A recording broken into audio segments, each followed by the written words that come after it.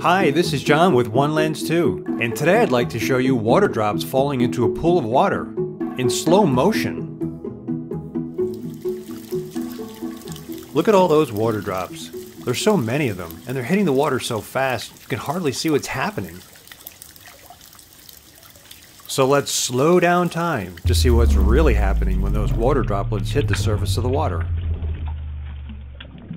Okay, we've slowed down time, so the water droplets are now moving 40 times slower than normal. Things that take 1.5 seconds in real time will take 60 seconds to happen in this view.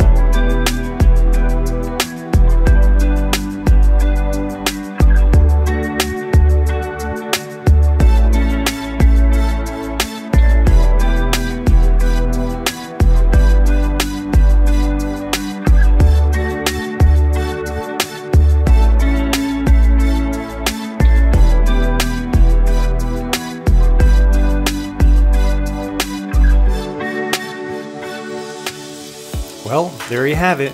The secret life of water droplets out in the wild. Amazing.